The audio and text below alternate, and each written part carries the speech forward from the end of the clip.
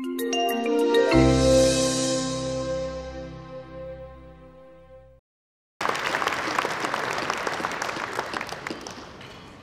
behalf of the Board of Directors, the administrative staff, and our volunteer standing committees, thank you for joining us for today's awards luncheon. This is one of the highlights of our annual conference every year, and we're very excited to have you join us. It's my pleasure to introduce our featured speaker for today's awards luncheon.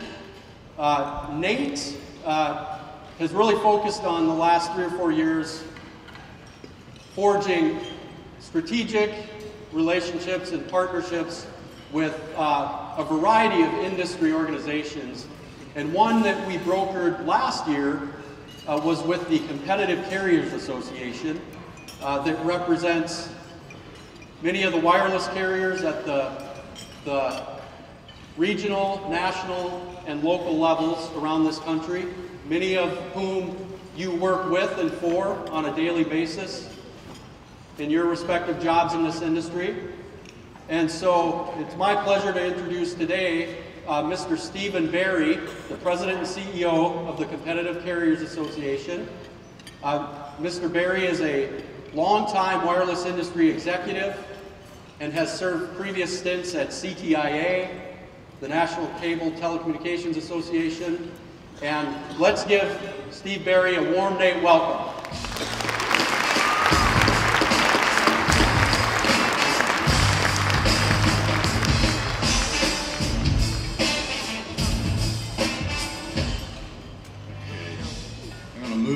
Things here so I can put down my speech. Thank you, Todd, and thank you, Nate, for allowing me to join you today. I think it's quite natural that we would have the wireless carriers working with and having a great relationship with those who actually build the infrastructure, tower erection industry. So thank you so very much. I've already learned a lot from you. I got to spend some time this morning at a session on the worst case scenarios, and not only did they scare me half to death, but I learned a lot about the trials and tribulations of your industry. I think I have a little changer here, and I don't know how it got changed, but let me say up front that the FCC's anti-collusion rules for Auction 1000 are in effect. I just made my general counsel very happy, so appreciate it. So let me move on to see if this works. There we go. As Todd said, I'm Steve Berry. I'm the President and CEO of CCA, the Competitive Carriers Association. For anyone who may not be familiar with us, CCA represents almost 100 wireless carriers, nearly 200 vendors and associate members, suppliers that support the ecosystem, the wireless ecosystem. CCA works to provide policy and business solutions that help wireless carriers and associate members, so our members can meet the demands of their consumers with the latest and greatest broadband services. Like I said, we are an advocacy organization. We're carrier-centric, but we know that we need you and your companies to help us. It takes several inputs to provide wireless service, including spectrum, backhaul, handsets, and other devices. And while I often talk about spectrum as the invisible infrastructure powering today's mobile broadband networks, service is not possible without the actual infrastructure of towers and other base stations. So I want to thank you. I want to thank you for the role you provide in providing and supporting this service. I see CCA members in the audience, some of the companies that are my members and some of the companies that work with my members. So welcome, I'm glad I could join you. And I appreciate the work that Todd and the NATE Board of Directors and staff do to support tower erection, maintenance, and wireless carriers. NATE also has taken excuse me, very important and active role in facilitating safety awareness and training in the tower erection industry. This work is indispensable as the industry ramps up for potentially significant growth to meet the surging demand. We'll talk a little about that more in a minute. But first, we are at an important inflection point for the wireless industry. After years of work from the National Broadband Plan of 2010 to the Spectrum Act of 2012 and its subsequent implementation, the incentive auction is about to begin. Again, we are under the anti-collusion rules, so I cannot speak to bidding activities, but within the rules that are in place, I can give an overview of how the process will work. Congress got this right. Congress passed legislation providing for the construction and the execution of the incentive auction. And despite legal challenges and naysayers, the auction will take place. This is an unusual auction, a reversed forward auction. Never been done before. Extremely complicated. This 600 megahertz auction is the first time that auction proceeds will be shared with current license holders to provide the incentive to relinquish spectrum so that it can be used to meet the growing market demands for mobile broadband use. Broadcasters will choose to voluntarily participate to receive a portion of the value of the auction proceeds in exchange for some or all of their spectrum. And then the wireless carriers will have the opportunity to bid for new enhanced innovative airwaves. The American consumers will hopefully realize new enhanced innovative wireless services and hopefully additional sustained competition in the wireless industry. As a taxpayer, we also hope that some of the proceeds will go to the U.S. Treasury for deficit reduction. Adding to the importance of this auction, the frequency band itself. The 600 megahertz is the only near-term opportunity to gain access to low-band spectrum at auction. Low-band spectrum has excellent propagation characteristics. It makes it critical coverage spectrum for everyone, for a carrier to compete. In urban areas, this provides for in-building coverage. In rural areas, this allows greater coverage range for each tower and can make the difference in whether sparsely populated areas can be served on an economical manner. These characteristics are part of why there has been so much interest in the auction.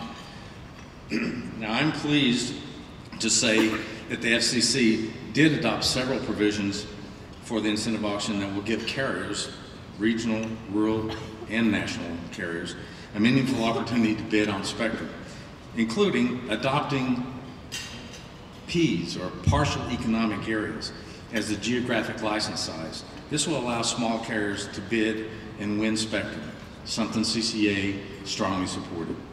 Adopting a market-based spectrum reserve that will prohibit the largest nationwide carriers from foreclosing potential competitors' access to low-band spectrum at any price, something CCA fought for. And requiring interoperability across the 600 megahertz band to ensure that carriers, when they win the spectrum, they'll be able to access it with devices and put the spectrum to use. Again, something CCA fought for.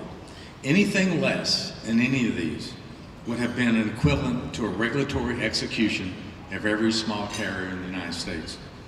So over the last several months, the bidding, over the next several months, the bidding will play out in the auction room, and once it's complete, from the tower point of view, the next phase of the work will begin.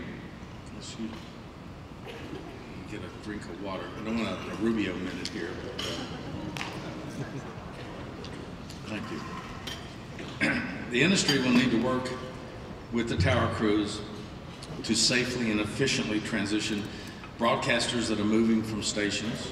Some will go off the air, some share spectrum with another broadcast stations, or repack the band for broadcaster use. And after the band is repacked, yes, to deploy 600 megahertz band for mobile broadband use. It's the transition itself that has recently received quite a bit of focus in Washington, D.C. In the 39-month period to transition and repack the band has been of particular focus. Having a deadline like 39 months set by statute benefits both sides involved in the incentive auction. It increases the uncertainty when carriers can put the spectrum to use. It increases the value, ultimately leading to a bigger incentive that can be paid to broadcasters. Now, I know this is an important issue for wireless carriers because they want to get access to that spectrum as soon as possible. Our friends at the National Association of Broadcasters have stated several times their concerns that the time frame provided by the statute, by Congress, is too short, and the $1.75 billion authorized by Congress is insufficient. These arguments have been heard, they've been considered, and ultimately rejected. NAB even litigated the issue at the District Circuit Court and lost. NAB and CCA have a difference of opinion on this. CCA agrees with Congress, the FCC, and the District Circuit Court that 39 months is reasonable. To be fair, there are some broadcasters, for example, Preston Patton's group, formerly known as the Expanding Opportunities for Broadcasters Coalition, who's now gone out of existence. They have always been ready, willing, and eager to participate in the auction and work with the wireless industry to realize the economic gains of the incentive auction. This is a huge economic opportunity for everyone, especially your industry. And yes, a huge challenge. Let's see. I brought a few slides along on a couple studies we've done.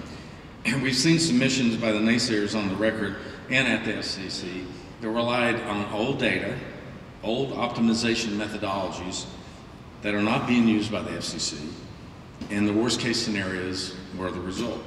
And we've found ways, and they found ways to state that the timing is not reasonable. As with any significant undertaking, carefully applying a methodology and appropriately marshaling the resources will be critical to accomplishing the job on time and on budget, something you do every day in your business. I know there's differing views regarding the time frame. CCA members recognize this. Excuse me.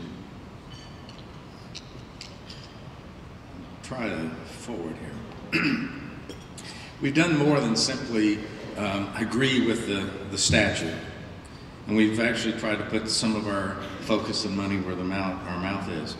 We've worked with internationally renowned auction expert to try to identify realistic expectations for the transition. And from his work, it's important to note that the impact that methodology will also have on the repack, but also taking into account, the numbers, literally the clearing targets, the tunable antennas, stations that can be repacked on the same channel, stations with a range of broadband antennas, stations with antennas less than or equal to 350 feet. Looking at these factors, our specialists and economists came up to demonstrate that he believes there will be at least 41 crews available to complete the work on taller towers within the transition time frame. And this is realistic over the entire range of stations that will need to be repacked under different scenarios resulting from the auction. Careful planning and execution will undoubtedly be key.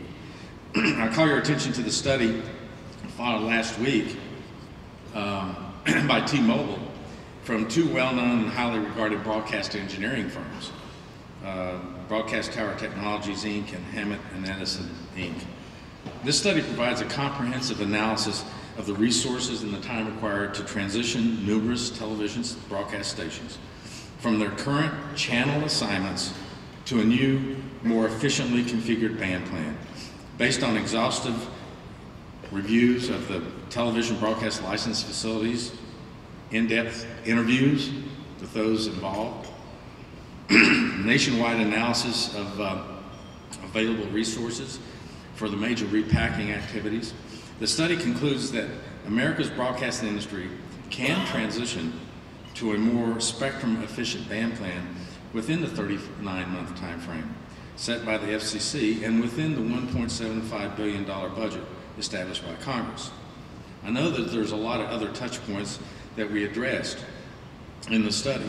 Based on the T-Mobile analysis, which is a much more detailed analysis by an engineering firm, built on the Compton study that I referenced earlier. We think the transition can be accomplished. For example, not all stations will need new antennas. Not all towers will require modifications. Broadband antennas are used extensively and the study found that the supply should be adequate. So they have looked at the DMA areas within the broadcasters in a very detailed fashion. NAB criticized the original report, the Compton report, was saying it should have been done by an engineer. Little did they know the day after they made that criticism, we filed this report, which had been in the making for some time, done by 2 broadcasting engineers. The NAB study, the DTC study that we refer to, did not consider broadband antennas. It did not use the FCC data, did not use realistic simulation data that is now available, and nor did they identify the new channel assignment optimization practices that the FCC is going to undertake. So had they done so, they may have found a little different findings.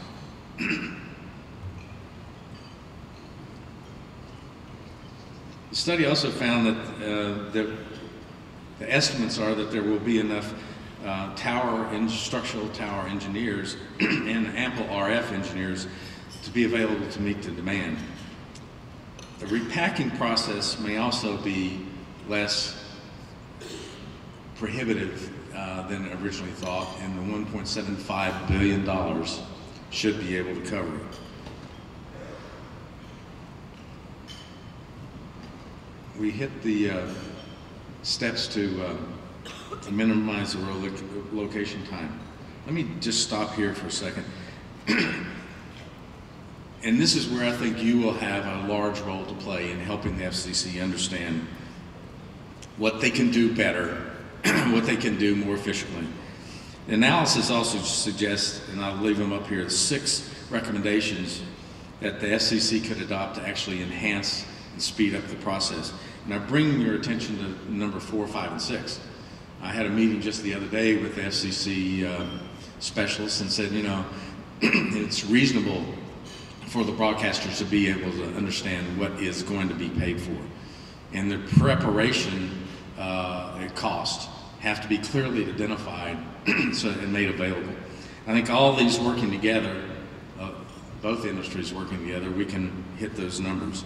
And based on this research and analysis, the broadcast transition could be completed on time.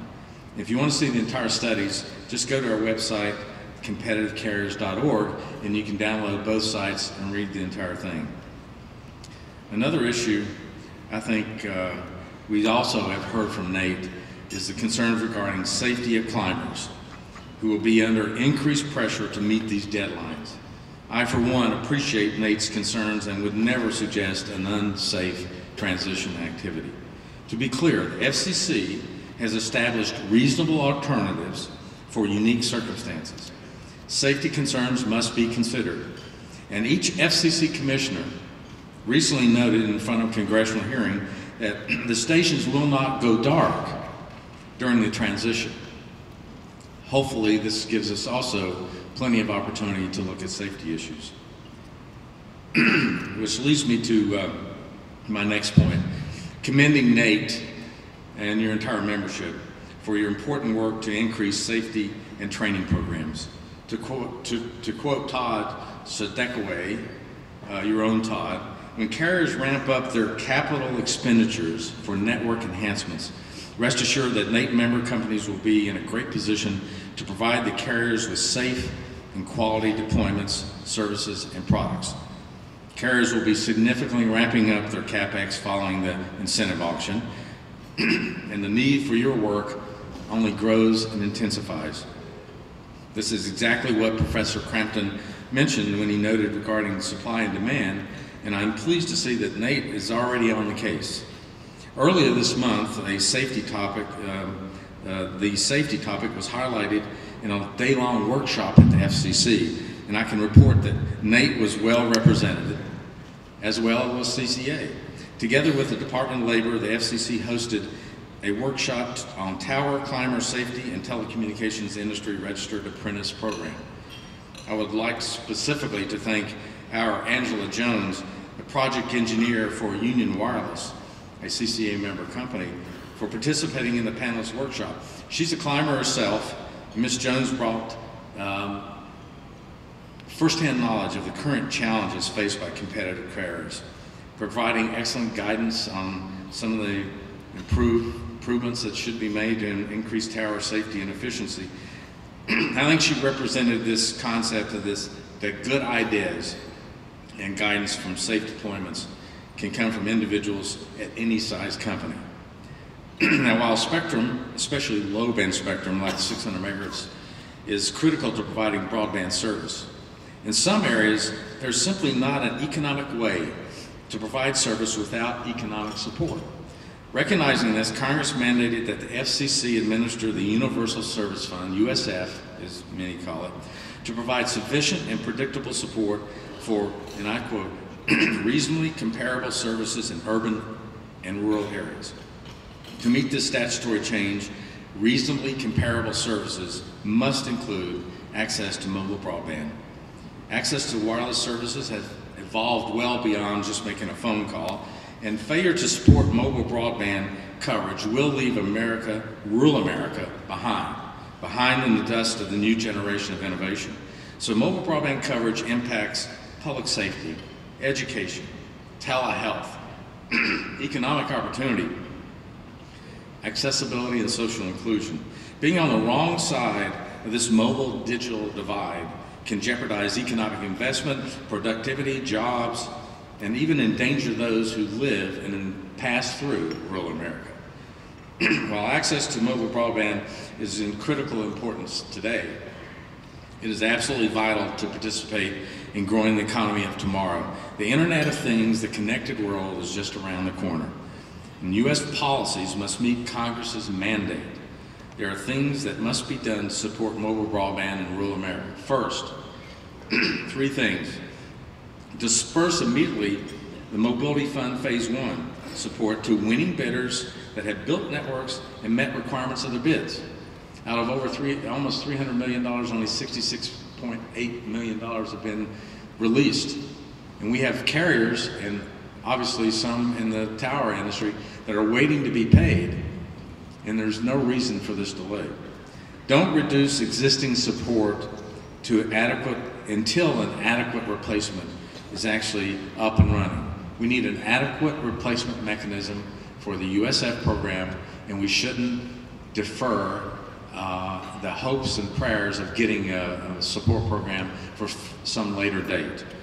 Implement an ongoing Mobility Fund Phase 2 that both preserves existing capability and supports continued expansion of 4G LTE and ultimately 5G. This is what the carriers were like. I think this is what you need, a greater degree of certainty. Part of the problem is identifying where the areas are and where the areas are not covered with the mobile broadband. I think we can all agree that 99% of the country is not fully served. Does anybody have an area that they know that is not served, that they operate in? I think I see a couple hands out there, right? Well, I think we can all agree that 99% of the United States is not covered. The FCC has this wrong. We need better numbers, we need better data, and we should look to all sorts of new ideas and technologies to fill in this hole and solve the problem. And one idea that we discussed, and when I testified in Congress last week, is the idea of using drones to supplement the driving to ensure that you have coverage in areas. New innovations can help provide better service and data. And I like the concept of how drones could also maybe help tower climbers complete their work and inspections in a quick and safe manner. USF support to preserve and expand services is necessary for carriers to serving America, especially rural America, the most challenging, most difficult to reach areas in the United States. It's crucial to the success of the economy. It's crucial to the communities in those areas. It's also essential to the economic well-being of you here. Many of you here provide those services and build out those networks. Deploying and maintaining infrastructure means jobs, opportunities, and obviously the experience will be demanded. FirstNet, with the few moments we have left, I would like to at least highlight a couple other real policy challenges as well as real opportunities for the tower industry. FirstNet. FirstNet, time remaining, we should at least identify FirstNet as a nationwide mobile broadband network for public safety, and it's coming. The RFP is already out. They had yesterday delayed the informational phase of it, but it's going to be released, and we anticipate that the award will probably occur later this year. For carriers, this represents an opportunity to gain access to nationwide unencumbered spectrum, 20 megahertz of spectrum. It's a huge slice of spectrum. I appreciate the FirstNet's work to try to support partnerships and teaming with opportunities for rural carriers, but I can only hope that smaller carriers will be included in the solution. As of now, that's unknown.